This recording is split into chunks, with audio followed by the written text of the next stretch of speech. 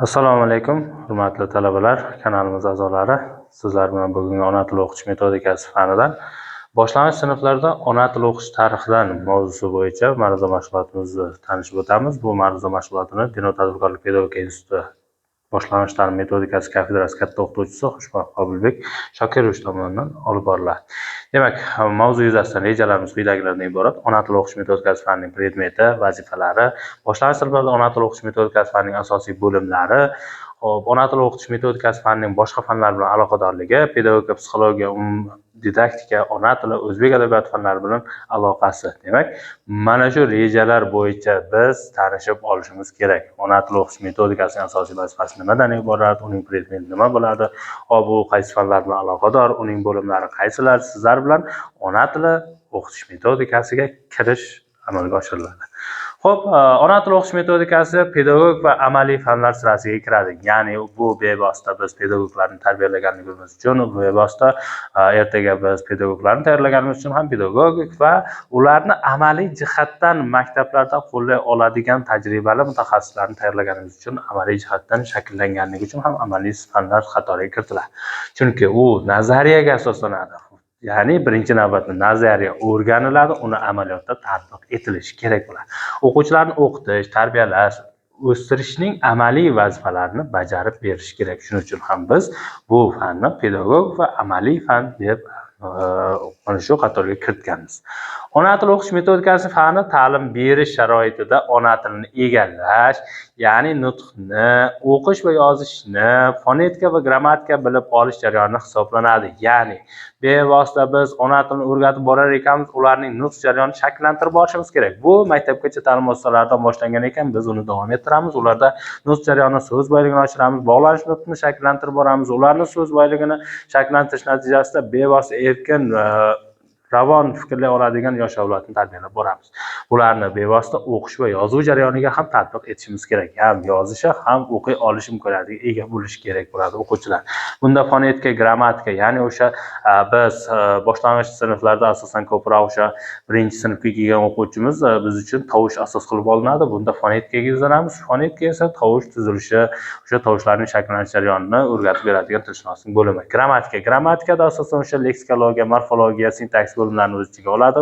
Bularda bevosita o'sha o'quvchi so'zning turkumi, ularning yasalishi, ularni gap sifatida shakllantirish, gapdagi vazifalari, mana shu xususiyatlarni tanishib olish kerak bo'ladi. Bu jarayonlar esa bevosita o'sha ona tili o'qish metodikasining bo'limlari sifatida ko'rsatib beriladigan asosiy jihatlardan bittasini ko'rishimiz mumkin bo'ladi. Ona tilidan ko'nikma, malakalarni shakllantirish, til haqidagi fanning ilmiy tushunchalar, sistemasini o'zlashtirish, qonuniyatlari o'rganadi. Til o'rganishning eng qulay metod va usullarini izlaydi. Ya'ni biz ona tilini o'rganish jarayonida bevosita ona tili o'qitishda ularning eng oson va qulay o'zlashtirib olish imkoniyatlarini yaratib beradigan metod va usullarni yaratish, ularni izlash va ular bo'yicha ishlash jarayonini shakllantirishimiz kerakligi va o'quvchilarda bu tovush va yozuv jarayonini o'zlashtirish jarayonida ko'nikmaga ega bo'lishi va malaka shakllantirilishi imkoniyatiga ega bo'lishimiz kerak bo'ladi. Ona tili o'qish metodikasining amaliy fan sifatida 3 ta vazifani bajarib beradi. Bular: birinchisi, nimani o'qitish kerak savoliga javob beradi. Ya'ni biz nimani o'qitishimiz kerak? Ya'ni boshlang'ich sinf o'quvchisi dasturlar ishlab chiqadi, darslik va o'quv qo'llanmalarini yaratib beradi, ularning samaradorligi va muvofiqligini doimiy tekshirib borilishi kerak. Nimani o'qitish kerak? Demak, biz o'sha o'qitish jarayonida asosiy e'tibor beradigan dasturlar, darslik, o'quv qo'llanmalar, ularning samaradorligi va muvofiqligini tekshirib olishimiz kerak. O'shandagina biz nimani o'qitayotganligimizni bilamiz. Ikkinchi bosqichda qanday o'qitish kerak? Qanday o'qitish kerak savoliga ta'lim berishning metodlari, metodik usullari, mashqlar sistemasi, qo'llanmalar tatbiq etishi, tavsiyanomalarni yozma shaklda shakllantirib berilishi, amaliy ishlar sistemasini ishlab chiqilishi, dars va uning turlarini ishlab chiqib uni shakllantirib berilishi javob beradi. Bu savolning javobi sifatida mana shu bosqichlarni o'rganib olinishi, o'quvchilarda bu ko'nikmani o'qituvchilarda shakllantirib oladigan bo'lsak, bu maqsadga muvofiq bo'ladi. Uchinchi bosqichi, nega xuddi mana shunday o'qitishimiz kerak? Nima uchun biz mana shunday o'qitishimiz kerak degan savolning javobi esa bunda ilmiy nuqtai nazarda eng foydali metodlarni o'rganish, tanlash, asoslash, tavsiyalarni eksperimental tekshirish vazifalarini bajarib berish kerak bo'ladi. Ya'ni bu bosqichda ishlash jarayonida mana shu jarayonlarga e'tibor qaratadigan bo'lsak, ularni o'rganish jarayonida va o'sha usullarni tanlashda, bulardan oqilona foydalanishda imkoniyatlarni teng taqsimlay olish vazifalari qo'yiladi. Ona tili o'qitish metodikasi ta'limning turli bosqichlarida o'quvchilarning bilim, ko'nik va malakalarini aniqlaydi, o'qitishning muvaffaqiyatli kamchiliklarini belgilaydi, sababini izlaydi, uni bartaraf etish usullarini topadi. Ya'ni qanday muvaffaqiyatlarga erishyapmiz biz ona tili o'qitish metodikasi va uning kamchiliklari nimadan iborat? Kamchiliklarni esa bartaraf etish usullarini izlaymiz, topishimiz va yangi usullarni ularga tatbiq etishimiz kerak bo'ladi. Xo'p, nutqiy va orfografik tipik xatolarni tekshiradi. Ya'ni bola nutqida shakllanayotgan vaqtida bevosita ularda orfografik jihatdan bevosita yoki orfoepik jihatdan ularda yo'l qo'yilayotgan tipik xatolar, qanday xatolar bor? Bu xatolarning oldini olish uchun nima ishlarni amalga oshirishimiz kerak? Qanday usullar yaratib berishimiz kerak? Bu jarayonda ham bevosita ona tili o'qitish metodikasi xizmat qiladi. Ona tili ta'lim tizimining barcha bosqichlarida o'rgatib boriladi. Ya'ni qaysi jarayonda boshlaymiz ona tilini o'rgatishni? Maktabgacha tarbiya muassasalarida asosan bolalarning nutqini o'stirishga nazarda tutiladi. Bu bosqichda boshlang'ich sinf o'quvchilarining nutqini o'stirishdan tashqari ona tilidan elementar nazariy tushunchalarni amaliy o'zlashtirish jarayonida ham kuzatiladi. Ya'ni maktabgacha ta'lim tizimida, maktab ta'lim tizimida o'rta maxsus, undan keyin esa o'sha maktabdan keyingi davrda oliy ta'lim muassasalarida va oliy ta'limdan keyingi davrlarda bevosita bu barchasi biz o'z tilimizda grammatik jihatdan, shakliy jihatdan va buning imkoniyatlarini to'liq o'rganib, o'zlashtirib borishimiz kerak. Savod o'rgatish metodikasi, ya'ni ona tili o'qitish metodikasi fanining 4 ta bo'limi mavjud. Bular qaysilar? Birinchisi savod o'rgatish metodikasi. Bu davrda biz oldingi ma'ruzalarimizda aytib o'tib ketdik. 4 ta oyni o'z ichiga olgan holatda birinchi sinfga qadam qo'ygan bolalarga barcha o'quv qurollari bevosita o'sha nimalarni ma'lumotlarni, ularga kerakli bo'lgan hujjatlarni, barcha mahsulotlarni o'quvchiga berilishi va ularning ta'minlanishi, ularga o'rgatilishi, harflarni tanishtirib chiqilishi, mana shu jarayonlarni va ularga g'amxo'rlik qilish jarayonlari namunalarini ko'rsatib o'tishini ko'rishimiz mumkin bo'ladi ekan.